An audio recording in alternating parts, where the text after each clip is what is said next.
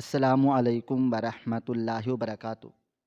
قبرستان کی ایک ایسی ضدی قبر جو لاش کو نگلتی نہیں بلکہ اگل دیتی ہے، مگر سیٹھ وقار کے مغرور بیٹوں نے گورکن کی وارننگ کو ٹھکرا کر باپ کو زبردستی وہیں دفنا دیا۔ اگلی صبح شہر پر قیامت ٹوٹ پڑی جب سیٹھ کی لاش قبر کے اندر نہیں بلکہ باہر کیچڑ میں لتھڑی ہوئی ملی، اور کفن تار تار تھا۔ انتقام کی آگ میں جلتے بیٹوں نے اس بار قبر کو لوہے اور سیمنٹ سے بند کر دیا، اور رات کو خود پہرا دینے بیٹھ گئے کہ دیکھتے ہیں کہ لاش کون نکالتا ہے۔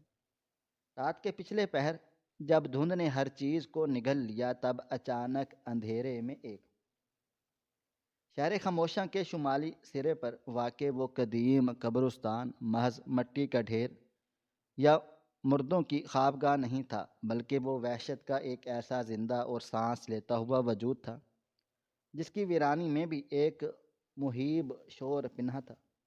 صدیاں گزر چکی تھیں اور شہر کی آبادی نے اس قدیم قبرستان کو چاروں طرف سے یوں گھیر رکھا تھا جیسے زندگی موت کا گلا گھونٹنے کی کوشش کر رہی ہو، مگر اس چار دیواری کے اندر کا جہاں باہر کی دنیا سے بالکل الگ بلکہ متوازی چل رہا تھا۔ یہاں کی فضا میں ایک عجیب سی بو رچی بسی سی، گیلی مٹی، سڑتے ہوئے پھولوں اور بیری کے قدیم درختوں کی وہی مخصوص بو جو انسان کے حواس پر چھا جاتی ہے۔ قبرستان کی دیواریں جگہ جگہ سے گر چکی تھیں، اور ان شگافوں سے رات کے وقت شہر کی روشنیاں اندر جھانکنے کی کوشش کرتی تو یوں لگتا جیسے کوئی دیو ہیکل آنکھ قبروں کی نگرانی کر رہی ہو۔ بیری کے درختوں نے اپنی خاردار شاخوں کا جال کچھ اس طرح سے پھیلا رکھا تھا کہ دن کے وقت بھی سورج کی کرنیں زمین تک پہنچنے کے لیے ترس جاتی، اور زمین پر ہر وقت ایک دھندلا سا اداس سایہ منڈلاتا رہتا۔ لیکن اس قبرستان کی سب سے بڑی دہشت کسی بھوت پریت کی کہانی نہیں تھی، بلکہ وہ ایک قبر تھی جو اس قبرستان کی عین وسط میں موجود تھی۔ یہ قبر فطرت کے تمام قوانین کو چیلنج کرتی ہوئی دکھائی دیتی تھی۔ یہ ایک کچی قبر تھی، بالکل سادہ اور ہموار، مگر اس کی مٹی کی ساخت باقی تمام قبروں سے مختلف تھی۔ جہاں دوسری قبروں کی مٹی وقت کے ساتھ ساتھ بیٹھ جاتی، بارشوں سے کٹ جاتی یا جنگلی گھاس میں چھپ جاتی، وہیں یہ قبر پچھلے 10 سالوں سے اپنی حالت پر قائم تھی۔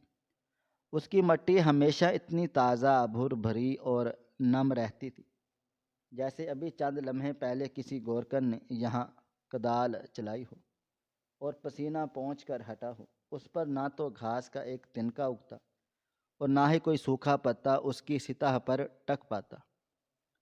ہوا کے تیز جھکڑ بھی اس کی مٹی کو اڑا نہیں سکتے تھے۔ یہ تازہ کھودی ہوئی قبر شہر کے لوگوں کے لیے ایک ایسا معمہ بن چکی تھی جس کا حل تلاش کرنے کی ہمت کسی میں نہیں تھی۔ اس قبر کے بارے میں مشہور تھا کہ یہ ایک ضدی قبر ہے، یہ ایسی قبر جو کبھی نہیں بھرتی، یہ منہ کھولے کسی کا انتظار کر رہی تھی، اور اس کا یہ انتظار ایک دہائی پر محیط ہو چکا تھا۔ شہر کے لوگوں میں اس قبر کے حوالے سے خوف اس قدر گہرا تھا کہ سورج ڈھلتے ہی اس راستے سے گزرنا ممنوع سمجھا جاتا تھا۔ چائے خانوں پر، تھڑوں پر اور گھروں کی چھتوں پر اکثر رات کے پچھلے پہر اس قبر کا ذکر چھڑ جاتا، اور ہر بار کہانی میں ایک نیا خوف شامل ہو جاتا۔ کوئی کہتا کہ اس قبر کا تعلق سیدھا جہنم کے کسی گڑھے سے ہے جہاں سے کبھی کبھار آگ کی لپیٹیں نکلتی رہتی ہیں، تو کوئی یہ دعویٰ کرتا کہ اس نے اپنی آنکھوں سے اس قبر کو پھیلتے اور سکڑتے دیکھا ہے۔ سب سے زیادہ مشہور بات یہ تھی کہ یہ قبر بھوکی ہے، اور یہ تب تک اپنا منہ بند نہیں کرے گی جب تک اسے اس کا من پسند شکار یعنی وہ خاص وجود نہیں مل جاتا جس کے لیے یہ کھودی گئی ہے۔ ایک سرد رات میں جب دھند نے شہر کو اپنی لپیٹ میں لے رکھا تھا، قبرستان کے پاس سے گزرنے والے دو راہگیروں، رحیموں اور اس کے ساتھی دلاور نے کچھ ایسا سنا جس نے ان کے ہوش اڑا دیے۔ وہ راستہ بھٹک کر اس ویران دیوار کے قریب آ نکلے جہاں سے وہ منحوس قبر صاف دکھائی دیتی تھی۔ دلاور نے کپ کپاتے ہوئے رحیمو کا بازو تھام لیا اور لرزتی ہوئی آواز میں سرگوشی کی۔ رحیمو، ادھر مت دیکھنا، بزرگ کہتے ہیں یہ نگاہوں کو جکڑ لیتی ہے۔ رحیمو، جو خود کو بہت نڈر سمجھتا تھا، اس کی بھی گکھی بن گئی۔ اس نے دیکھا کہ قبرستان کے وسط میں جہاں گھپ اندھیرا تھا، اس قبر کے اندر سے ہلکی سی سرسراہٹ کی آواز آ رہی تھی۔ یہ آواز ایسی تھی جیسے کوئی بہت آرام سے، بہت پیار سے مٹی کو اپنے ناخنوں سے سہلا رہا ہو یا کھرچ رہا ہو۔ پھر ایک سسکی ابھری، درد میں ڈوبی ہوئی ایک باریک آواز جو ہوا کے دوش پر سفر کرتی ہوئی ان کے کانوں تک پہنچی۔ ابھی نہیں، ابھی وقت نہیں آیا۔ وہ دونوں وہاں سے ایسے بھاگے کہ پیچھے مڑ کر دیکھنے کی بھی ہمت نہ ہوئی، مگر ان کے دلوں میں یہ یقین بیٹھ گیا کہ اس قبر کے نیچے کوئی زندہ چیز دفن ہے جو باہر آنے کے لیے بے چین ہے، یا شاید کسی کو اندر بلانے کے لیے تڑپ رہی ہے۔ دوسری جانب شہر کی سب سے بڑی حویلی میں موت کا فرشتہ اپنے پر پھیلائے کھڑا تھا۔ شہر کا فرعون صفت انسان، سیٹھ وقار، جس کی دہشت سے غریب کانپتے تھے اور جس کے ظلم کی داستانیں ہر زبان پر تھی، آج اپنے انجام کو پہنچ رہا تھا۔ سیٹھ وقار وہ شخص تھا جس نے پوری زندگی زمینوں پر قبضے کیے، یتیموں کا حق مارا اور بیواؤں کو گھروں سے بے دخل کیا۔ اس کی دولت کی بنیاد انسانی ہڈیوں اور آنسوؤں پر رکھی گئی تھی۔ آج جب وہ اپنے مخمل کے بستر پر آخری سانسیں لے رہا تھا تو اس کا چہرہ کسی اذیت ناک خوف سے مسخ ہو چکا تھا۔ اس کی آنکھیں چھت پر لگی ہوئی تھیں جیسے وہ وہاں کسی کو دیکھ رہا ہو۔ اس کا منہ کھلا تھا اور حلق سے جانوروں کے جیسی خراہٹ نکل رہی تھی۔ اس کے دونوں بیٹے سرمد اور یاور بستر کے قریب کھڑے تھے، مگر ان کے چہروں پر باپ کی تکلیف کا غم کم اور جائیداد کی ملکیت کا غرور زیادہ نمایاں تھا۔ جو ہی ڈاکٹر نے سیٹھ کی نبض چھوڑ کر سر ہلایا اور اعلان کیا کہ سیٹھ صاحب اب نہیں رہے، کمرے میں موجود لوگوں نے رسمی رونا دھونا شروع کر دیا۔ مگر سرمد کے چہرے پر ایک سرد سکون تھا۔ اس نے فوراً اپنے منشی کو طلب کیا اور انتہائی کرخت لہجے میں حکم دیا، بابا کی تدفین ایسی ہونی چاہیے کہ پورا شہر دیکھے۔ ان کی شان کے مطابق قبرستان کی سب سے بہترین، سب سے اونچی اور سب سے نمایاں جگہ کا انتظام کرو۔ پیسہ پانی کی طرح بہا دو، مگر مجھے کوئی کمی برداشت نہیں ہوگی۔ سرمد کا خیال تھا کہ جیسے اس کے باپ نے زندگی میں ہر چیز خرید لی تھی، ویسے ہی وہ موت کے بعد زمین کا بہترین ٹکڑا بھی خرید لے گا۔ مگر وہ یہ بھول چکا تھا کہ زمین کی اپنی مرضی ہوتی ہے اور کچھ ٹکڑے برائے فروخت نہیں ہوتے۔ جب سیٹھ کے کارندے اور منشی قبرستان جا پہنچے تو قدرت نے ان کے لیے ایک عجیب صورتحال تیار کر رکھی تھی۔ یہ قبرستان جو کبھی میلوں پر پھیلا ہوا تھا، سیٹھ وقار جیسے لینڈ مافیا کی وجہ سے سکڑ کر محض چند ایکڑ رہ گیا تھا، اور ارد گرد بلند و بالا عمارتیں بن چکی تھی اور مردوں کے لیے جگہ ختم ہو چکی تھی۔ قبرستان میں تل دھرنے کی جگہ بھی نہیں تھی۔ پرانی قبروں کے اوپر نئی قبریں بن چکی تھیں، کچے راستوں پر بھی مردے دفن تھے، یہاں تک کہ دیواروں کے ساتھ والی جگہ بھی بھری ہوئی تھی۔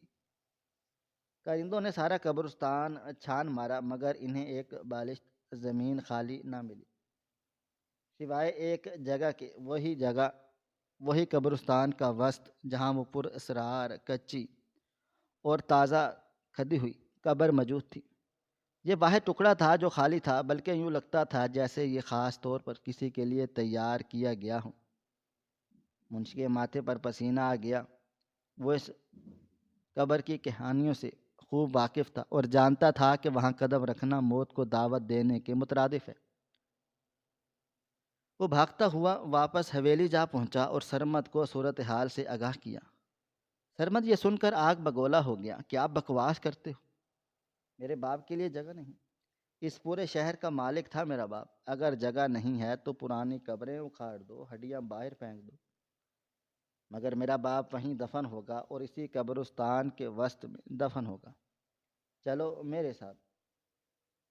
غرور اور تکبر میں ڈوبا ہوا سرمد اپنے مسلم محافظوں اور بھائی یاور کے ساتھ قبرستان جا پہنچا۔ شام کے سائے گہرے ہو چکے تھے اور آسمان پر سیاہ بادل امڑ آئے تھے جو کسی طوفان کا پیش خیمہ لگ رہے تھے۔ قبرستان کے دروازے پر ایک بوڑھا جھکی ہوئی کمر والا شخص کھڑا تھا۔ یہ چاچا رحم دین تھا، اس قبرستان کا گورکن، جس نے اپنی پوری زندگی انہی قبروں کے درمیان گزار دی تھی۔ اس کی عمر 80 برس سے زیادہ تھی، چہرہ جھریوں زدہ اور آنکھیں اتنی گہری تھی کہ جیسے ان میں صدیوں کا علم اور خوف چھپا ہو۔ رحم دین نے جب دیکھا کہ سیٹھ کے بیٹے اسی ممنوعہ قبر کی طرف بڑھ رہے ہیں تو اس کے چہرے کا رنگ فاق ہو گیا اور وہ اپنی لاٹھی ٹیکتا ہوا تیزی سے آگے بڑھا اور سرمد کے راستے میں حائل ہو گیا۔ رک جاؤ صاحب، اللہ کا واسطہ ہے ادھر مت جاؤ۔ رحم دین کی آواز میں ایک لرزہ خیز التجا تھی۔ سرمد نے حقارہ سے اسے دیکھا اور دھکا دینے کے لیے ہاتھ بڑھا دیا، مگر بوڑھے نے اس کا ہاتھ پکڑ لیا۔ صاحب، میں جانتا ہوں آپ کون ہیں، مگر آپ نہیں جانتے کہ وہ جگہ کیا ہے۔ وہ عام زمین نہیں ہے، وہ امانت ہے، وہ قبر کسی کی ہے، اسے مت چھیڑیں، وہ لاش کو قبول نہیں کرے گی۔ پچھلے 10 سالوں سے میں جس بھی نے بھی وہاں پر زبردستی کرنے کی کوشش کی ہے وہ برباد ہو گیا ہے، اور زمین کا ٹکڑا ضدی ہے صاحب، وہاں صرف وہی جائے گا جس کا وہ انتظار کر رہی ہے۔ سرمد نے ایک زوردار جھٹکا سے اپنا ہاتھ چھڑایا اور رحم دین کو دھکا دیا۔ بوڑھا گورکن کیچڑ میں جا گرا۔ بوڑھے، تیری یہ مجال، تو ہمیں بتائے گا کہ ہم اپنے باپ کو کہاں دفن کریں؟ یہ زمین، یہ قبرستان اور یہ سب میرے باپ کا ہے، اگر وہ قبر خالی ہے تو وہ میرے باپ کے لیے خالی ہے، اٹھو اور تیاری کرو ورنہ میں تمہیں بھی اسی کے ساتھ دفن کر دوں گا۔ رحم دین نے کیچڑ بڑے ہاتھوں سے آسمان کی طرف اشارہ کیا جہاں بادل اب سیاہ دیوں کی طرح گرج رہے تھے۔ صاحب مت کریں، آسمان دیکھ رہے ہیں آپ، قدرت ناراض ہو رہی ہے، یہ زمین لاش اگل دے گی، یہ میں آپ کو بتا رہا ہوں، مت چھیڑیں اس سوئے ہوئے راز کو۔ لیکن طاقت کے نشے میں چور یاور نے آگے بڑھ کر بوڑھے کے سینے پر بندوق کی نالی رکھ دی۔ اگر ایک لفظ اور بولا تو تیری قبر بھی یہیں کھود دوں گا، اور کام شروع کرو۔ زبردستی کی تدفین کا منظر کسی ڈراؤنے خواب سے کم نہیں تھا۔ مغرب کے فوراً بعد اندھیرا اس قدر گہرا ہو گیا کہ ہاتھ سجائی نہیں دے رہا تھا۔ لالٹینوں اور گاڑیوں کی ہیڈ لائٹس کی روشنی سیٹھ وقار کے تابوت اس کچی مٹی کے کنارے لایا گیا تھا۔ عجیب بات یہ تھی کہ قبر کی لمبائی اور چوڑائی بالکل سیٹھ صاحب کے قد کے عین مطابق تھی، جیسے وہ ان کے لیے ہی ناپی گئی ہو۔ جیسے ہی تابوت کو زمین پر رکھا گیا اور پھر ایک لمحے کے لیے سکوت کے بعد قبرستان کے آوارہ کتوں نے یب بارگی رونا شروع کر دیا۔ مولوی صاحب نے کامتی آواز میں دعائیں پڑھنا شروع کر دی، مگر ان کی آواز بار بار گلے میں اٹک رہی تھی۔ سرمد اور یاور نے مٹی کا پہلا ڈھیر قبر پر ڈالا۔ مٹی کے گرنے کی آواز تھی کہ جیسے کسی دھات پر پتھر مارا گیا ہو۔ زمین نے مٹی کو جذب کرنے کی بجائے جیسے مزاحمت کی ہو۔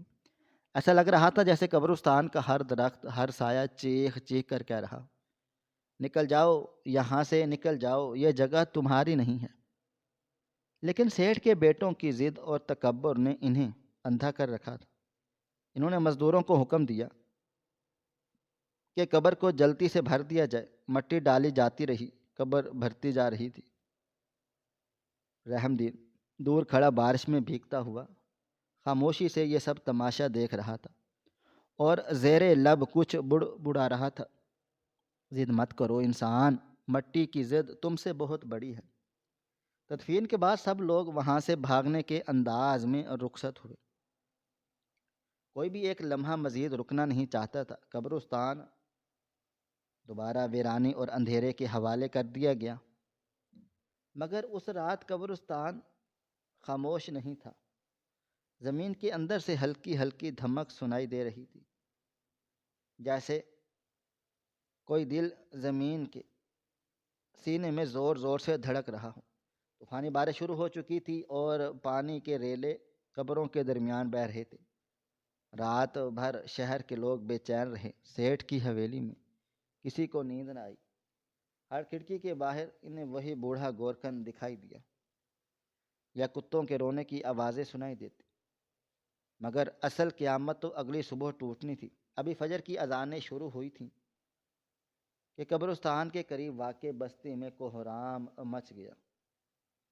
ایک نمازی جو معمول کے مطابق قبرستان کے ساتھ والے راستے سے گزر رہا تھا، اس نے دیوار کے شگاف سے جو منظر دیکھا اس سے اس کا دل بند ہوتے ہوتے بچا۔ وہ چیختا ہوا بستی کی طرف بھاگا تھا۔ غضب ہو گیا، قیامت آ گئی، مردے باہر آ گئے۔ دیکھتے ہی دیکھتے یہ خبر پورے شہر میں جنگل کی آگ کی طرح پھیل گئی تھی۔ سیٹھ وقار کی لاش قبر سے باہر ہے۔ سیٹھ کی لاش کو زمین نے اگل دیا ہے۔ سرمد اور یاور جو ابھی بستر سے اٹھے بھی نہ تھے، اس خبر کو سن کر ننگے پاؤں قبرستان کی طرف دوڑے۔ جب وہ وہاں پہنچے تو وہاں کا منظر دیکھ کر ان کے دل و دماغ سن ہو گئے۔ ہزاروں لوگوں کا ہجوم قبرستان کی ٹوٹی ہوئی دیواروں کے گرد جمع تھا، لیکن کسی کی ہمت نہیں ہو رہی تھی کہ اندر جائے۔ قبرستان کے وسط میں وہی قبر جسے رات کو انہوں نے خود اپنے ہاتھوں سے مٹی سے بھرا تھا اور اوپر کانٹے دار جھاڑیاں ڈالی تھی، اب بالکل صاف اور بالکل خالی پڑی تھی۔ اس کا منہ آسمان کی طرف کھلا ہوا تھا، بالکل ویسے ہی جیسے تدفین سے پہلے تھا، اور اس کے اندر کی مٹی تازہ اور نم تھی، جیسے ابھی ابھی کھودی گئی ہو۔ سیٹھ وقار کی لاش، وہ لاش قبر کے اندر نہیں تھی، بلکہ قبر سے کوئی 10-15 فٹ دور کیچڑ اور گندگی کے ایک جوہڑ میں اوندھے منہ پڑی تھی۔ کفن تار تار ہو چکا تھا، جگہ جگہ سے پھٹا ہوا تھا، اور اس پر مٹی ڈالنے کے دھبے تھے۔ سب سے زیادہ دہشت ناک بات یہ تھی کہ لاش کی حالت ایسی تھی جیسے اسے کسی نے انتہائی غصے اور نفرت کے ساتھ باہر گھسیٹ کر باہر پھینکا ہو۔ سیٹھ کے جسم پر جگہ جگہ نیل پڑے ہوئے تھے، اور چہرے پر وہ تکبر نہیں بلکہ انتہا درجے کی ذلت اور خوف منجمد تھا۔ اس کا منہ کیچڑ سے بھرا ہوا تھا، گویا زمین نے اس کا منہ بند کر دیا ہو۔ لوگوں میں کھسر پھسر شروع ہو گئی۔ دیکھا، یہ ہے ظلم کا انجام، زمین نے اسے اپنی آغوش میں لینے سے انکار کر دیا ہے۔ ایک بوڑھے نے استغفار پڑھتے ہوئے کہا، یہ اسیبی قبر ہے، حرام کا لقمہ نہیں کھاتی، یہ صرف اور صرف اپنی امانت کی منتظر ہے۔ اور غصے اور شرمندگی سے تمتمانے لگا۔ اپنے باپ کی یہ تزلیل وہ برداشت نہیں کر سکتا تھا۔ اس نے ہجوم کی طرف رخ کیا اور دھاڑا، یہ کس کی حرکت ہے؟ یہ ضرور میرے باپ کے دشمنوں کا کام ہے۔ کسی نے رات کو آ کر لاش نکالی ہے۔ میں قسم کھاتا ہوں کہ میں اس شخص کو زندہ نہیں چھوڑوں گا۔ یہ کوئی آسیب نہیں ہے، یہ انسان کی شرارت ہے۔ اس نے پولیس انسپکٹر کو گریبان سے پکڑ لیا تھا، جو وہیں پر موجود ہی تھا۔ اور آپ کی ڈیوٹی کہاں تھی؟ میرے باپ کے جنازے میں بے حرمتی ہوئی۔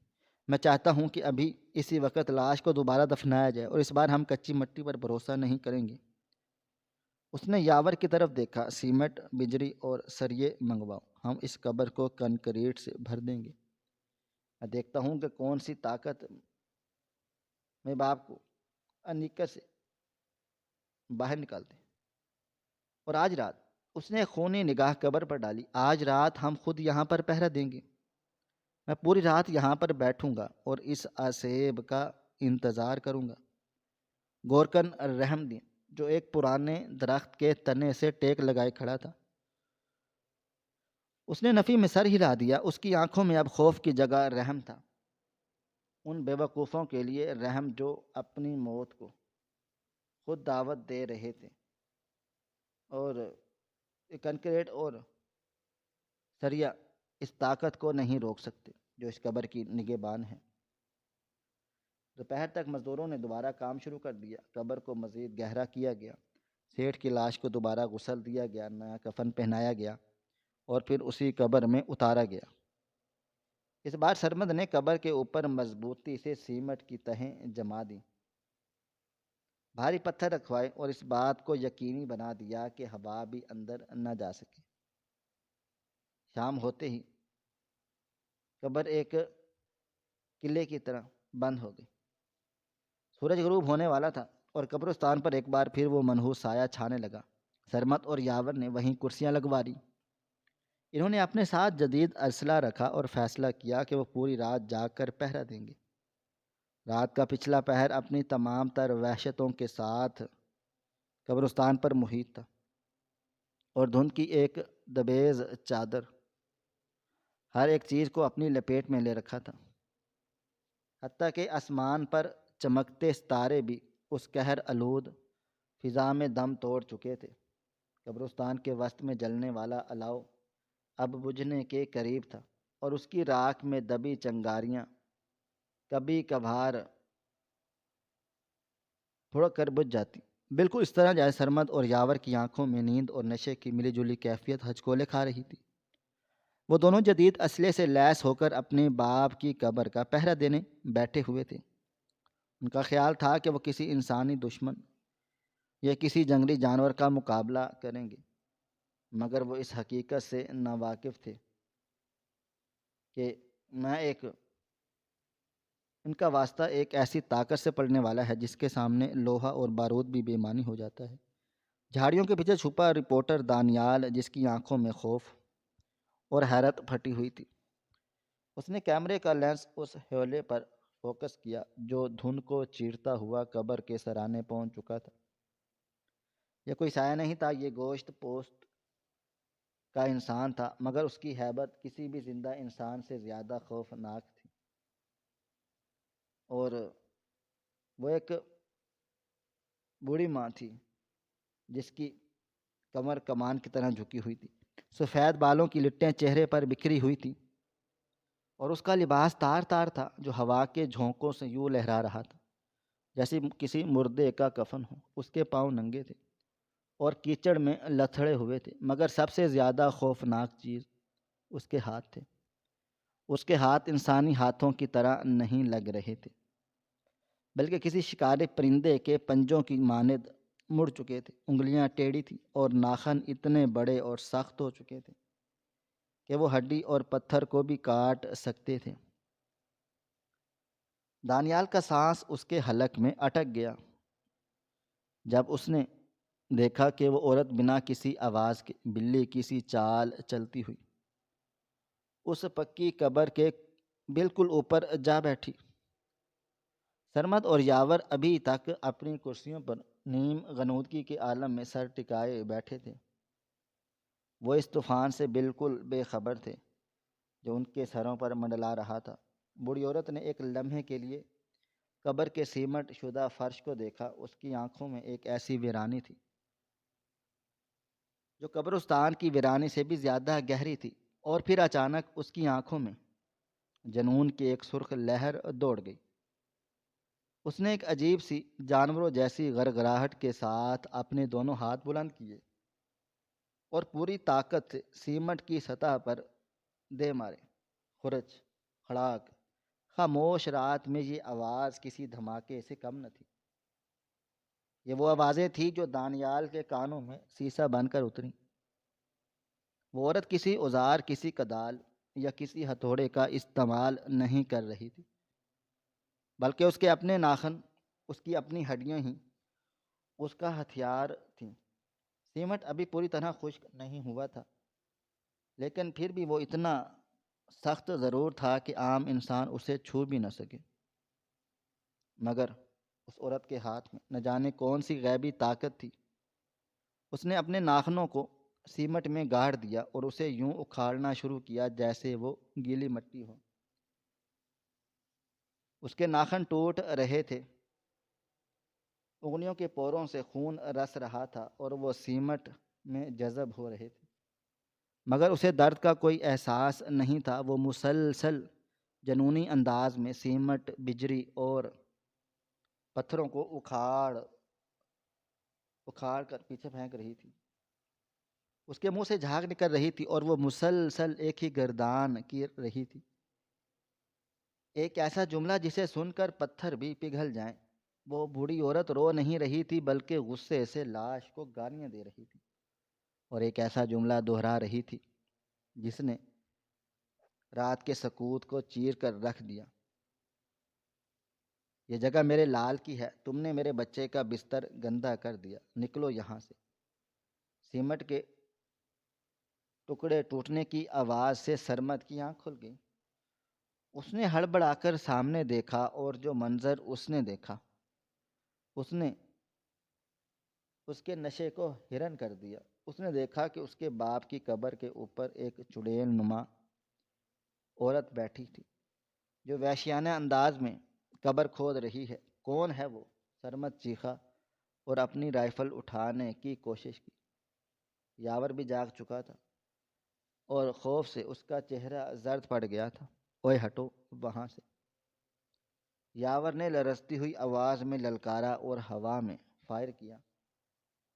گولی کی گونج پورے قبرستان میں پھیل گئی۔ پرندے درختوں سے اڑ گئے۔ مگر وہ عورت اپنی جگہ سے نہ ہلی۔ اس نے مڑ کر بھی نہیں دیکھا کہ گولی چلی ہے یا نہیں۔ اس کا سارا دھیان، ساری توجہ بس اس قبر کو کھودنے میں لگی تھی، جیسے اس کے پاس وقت بہت کم ہو اور کام بہت زیادہ۔ سرمد کو لگا کہ شاید کوئی پاگل عورت ہے یا شاید کوئی بھوت پریت۔ اس نے رائفل سیدھی کی، اس عورت کی طرف تانی۔ میں کہتا ہوں کہ رک جاؤ ورنہ میں گولی مار دوں گا۔ سرمد نے دھمکی دی، مگر اس دھمکی کا اس پر کوئی اثر نہ ہوا۔ وہ اب قبر کی مٹی تک پہنچ چکی تھی۔ اس کے ہاتھ خونم خون تھے، ناخن جڑ سے اکھڑ چکے تھے، مگر اس نے اپنے گوشت پوست والی انگلیوں کو مٹی میں ڈال دیا اور مٹی کے بڑے بڑے تودے باہر پھینکنے لگ گئی تھی۔ یہ منظر اتنا ہیبک ناک تھا کہ سرمد کی انگلی ٹریگر پر جم گئی۔ وہ فائر نہ کر سکا۔ اس عورت کی دیوانگی میں ایک ایسی طاقت تھی جس نے ان دونوں بھائیوں کو مفلوج کر دیا۔ دیکھتے ہی دیکھتے محض چند منٹوں کے اندر اس عورت نے وہ ساری مٹی باہر نکال دی جو مزدوروں نے چند گھنٹوں میں بھری تھی۔ قبر کا منہ ایک بار پھر سے کھل چکا تھا۔ سرمد اور یاور اپنی جگہ سے ہلنے کے قابل نہ رہے تھے۔ وہ بس پتھرائی ہوئی آنکھوں سے دیکھ رہے تھے کہ اب کیا ہوگا۔ وہ عورت قبر کے اندر جھکی، اس کا آدھا دھڑ قبر کے اندر تھا اور ٹانگیں باہر اندر سے گھسیٹنے اور کپڑے پھٹنے کی آوازیں آنے لگیں۔ ایسا لگ رہا تھا جیسے وہ کسی بھاری بوری کو کھینچ رہی ہو، اور پھر اس زوردار جھٹکے کے ساتھ اس نے سیٹھ وقار کی لاش کو قبر سے باہر کھینچ لیا۔ لاش کی حالت اب پہلے سے زیادہ بری تھی۔ کفن مٹی اور کیچڑ میں لت پت تھا اور لاش کا سر ایک عجیب زاویے پر لٹک رہا تھا۔ عورت لاش کو باہر نکال کر رکی نہیں بلکہ اس نے لاش کے سینے پر ایک زوردار ٹھوکر دے ماری اور اسے لڑکا کر دور کیچڑ میں پھینک دیا۔ پھر وہ کھڑی ہو گئی۔ اس کا سینہ دھونکی کی طرح چل رہا تھا اور بال چہرے پر چپکے ہوئے تھے اور ہاتھوں میں ایک خون ٹپک رہا تھا۔ اس نے اندھیرے میں آسمان کی طرف دیکھ کر ایک دل دہلا دینے والی چیخ ماری، نکلو سب، نکلو سب یہاں سے۔ اس کی آواز میں اتنا درد اور غصہ تھا کہ دانیال کا کیمرہ ہاتھ سے چھوٹ کر گر گیا۔ یہ میرے بچے کی نشانی ہے، تم نے اسے گندا کر دیا ہے، تم نے میرے لال کا بستر خراب کر دیا۔ وہ پاگلوں کی طرح رو رہی تھی اور ساتھ ہی ساتھ قبر کے اندر گری ہوئی تھوڑی بہت مٹی کو اپنے خون آلود ہاتھوں سے صاف کرنے لگی۔ سرمد کا غصہ اب خوف غصے میں بدل چکا۔ اسے لگا کہ یہ عورت اس کے خاندان کی دشمن ہے، جو اس کے باپ کی لاش کی بے حرمتی کر رہی ہے۔ کمینی عورت، میں تجھے جان سے مار ڈالوں گا۔ واقعی سرمد نے رائفل سیدھی کر لی اور اس کا ارادہ واقعی گولی چلانے کا تھا، لیکن ٹریگر دبانے والا تھا کہ اندھیرے سے ایک اور سایہ نمودار ہوا۔ اس نے سرمد کی بندوق کی نالی پر ہاتھ رکھ کر اسے فائر اوپر کر دیا۔ فائر کی گونج فضا میں تحلیل ہو چکی تھی، لیکن قبرستان پر موت کا سا سکوت جاری تھا، اور بلکہ آنکھوں میں اس وقت خوف نہیں بلکہ صدیوں کا غم تیر رہا تھا۔ اس نے ایک لمبی سرد آہ بھر لی اور اپنے جھریوں زدہ ہاتھ سے سرمد کے کاندھے کو تھپ تھپایا۔ یہ چڑیل نہیں ہے صاحب، یہ مائی زینب ہے۔ یہ اس قبرستان کی سب سے بد نصیب اور سب سے وفادار ماں ہے۔ رحم دین کی آواز بھرا گئی۔ سرمد اور یاور جو غصے اور حیرت کی تصویر بنے کھڑے تھے، گورکن کی بات سن کر سکتے میں آ گئے۔ جھاڑیوں کے پیچھے چھپا دانیال بھی کان لگا کر سننے لگا۔ رحم دین نے ایک گہری سانس لی اور اس راز سے پردہ اٹھانا شروع کیا جو پچھلے 10 سالوں سے اس قبر میں دفن تھا۔ صاحب، یہ قبر کسی مردے کی نہیں، یہ ایک زندہ انتظار کی قبر ہے۔ رحم دین نے کانپتی ہوئی آواز میں بتانا شروع کیا۔ آج سے 10 سال پہلے مائی زینب کا ایک ہی بیٹا تھا، راشد۔ وہ فوج میں تھا، ملک کی سرحدوں کا محافظ۔ زینب کی کل کائنات وہی لڑکا تھا۔ جب وہ چھٹی پر آتا یا تو زینب کے پاؤں زمین پر ٹکتے نہ تھے، اسے ہاتھوں سے اپنے کھانا کھلاتی، لوریاں دیتی۔ راشد اکثر اپنی ماں سے کہتا، ماں، میں بارڈر پر تھک ہار جاتا ہوں، پتھروں پر سونا پڑتا ہے، مگر تیری گود جیسی نرم جگہ دنیا میں کہیں نہیں۔ اور زینب ہنس کر کہتی، تو فکر نہ کر میرے لال، تو واپس آ جائے گا، اور میں تیرے لیے پھولوں کا بستر سجاؤں گی، تجھے اپنی گود میں سلاؤں گی۔ رحم دین رکا، اس نے آنسو پہنچے اور پھر بولا، پھر ایک دن خبر آئی کہ سرحد پر جنگ چھڑ گئی اور راشد لاپتہ ہو گیا۔ مہینے گزر گئے، پھر سال گزر گیا۔ فوج کی طرف سے خط آیا کہ راشد شہید ہو گیا ہے، مگر اس کی لاش نہیں ملی۔ شاید وہ دشمن کے علاقے میں رہ گیا تھا، یا شاید کسی دھماکے کے۔ خیر، لاش واپس نہیں آئی، لیکن مائی زینب نے اس بات کو ماننے سے انکار کر دیا۔ اس کا دماغی توازن بگڑ گیا۔ وہ کہتی تھی کہ اس کا بیٹا زندہ ہے اور واپس آئے گا۔ اس نے کہا تھا کہ راشد تھکا ہارا آئے گا، اسے سونے کے لیے جگہ چاہیے ہوگی، اور رحم دل نے اس کھلی ہوئی قبر کی طرف اشارہ کر دیا، اور جہاں مائی زینب اب لیٹی مٹی کو سہلا رہی تھی۔ یہ قبر مائی زینب نے 10 سال پہلے خود اپنے ہاتھوں سے کھودی تھی۔ اس نے کسی گورکن کو ہاتھ نہیں لگانے دیا۔ یہ اسے قبر نہیں کہتی، یہ اسے بستر کہتی ہے۔ اس کا ماننا ہے کہ راشد جب آئے گا تو وہ بہت تھکا ہارا ہوگا، اسے ٹھنڈی اور نرم غذا چاہیے۔ پچھلے 10 سالوں سے ہر روز ہر رات یہ عورت یہاں آتی ہے، یہ قبر کو صاف کرتی ہے، اس میں سے کنکر پتھر چن لیتی ہے، سوکھے پتے ہٹاتی ہے، تاکہ اس کے بیٹے کو چبھن نہ ہو۔ اور اس کے ہاتھوں کو دیکھیں صاحب، یہ خون زخم یہ آج کے نہیں ہیں، یہ 10 سالوں کی ریاضت ہے۔ یہ اپنے ناخنوں کو مٹی سے نرم کر دیتی ہے تاکہ وہ بھری رہیں۔ گورکن کی آواز اب سسکیوں میں بدل چکی تھی۔ جب آپ لوگ یہاں لاش دفناتے ہیں تو اسے لگتا ہے کہ کسی اجنبی نے اس کے بیٹے کے بستر پر قبضہ کر لیا ہے۔ اس کی ممتا اسے چین نہیں لینے دیتی۔ یہ رات کو آتی ہے اور لاش کو باہر نکال دیتی ہے۔ یہ کوئی جادو نہیں ہے، یہ جنات نہیں ہے، یہ ایک پاگل ماں کی محبت کی طاقت ہے، جو سیمنٹ اور لوہے کو بھی کاغذ کی طرح پھاڑ دیتی ہے۔ سرمد اور یاور کے ہاتھوں سے بندوقیں چھوٹ کر زمین پر گر گئیں۔ ان کا سارا غرور، ساری دولت اور سارا تکبر اس بوڑھی عورت کے خون آلود ہاتھوں اور اس کی ممتا کی کہانی کے سامنے خاک میں مل گیا۔ وہ جسے چڑیل سمجھ رہے تھے وہ تو محبت کی ایک ایسی معراج پر تھی جہاں تک پہنچنے کا وہ تصور بھی نہیں کر سکتے تھے۔ عورت اب بھی قبر کے اندر تھی، وہ لیٹ کر مٹی کو چیک کر رہی تھی جیسے کوئی ماں بچے کا بستر چیک کرتی ہے۔ وہ دھیمی دھیمی آواز میں گا بھی رہی تھی، شاید کوئی لوری تھی یا شاید اپنے بیٹے سے باتیں کر رہی تھی۔ آجا میرے لال، دیکھ میں نے بستر صاف کر دیا ہے، کوئی کنکر نہیں چھوڑا، سب گند نکال دیا ہے، تو کب آئے گا؟ مٹی ٹھنڈی ہو رہی ہے۔ اس کے الفاظ میں اتنا درد تھا کہ قبرستان کے درخت بھی شاید رو رہے تھے۔ دانیال جو کہ ایک رپورٹر تھا اور جس نے درجنوں جرائم کی کہانیاں کور کی تھیں، اس وقت بچوں کی طرح پھوٹ پھوٹ کر زار و قطار رو رہا تھا۔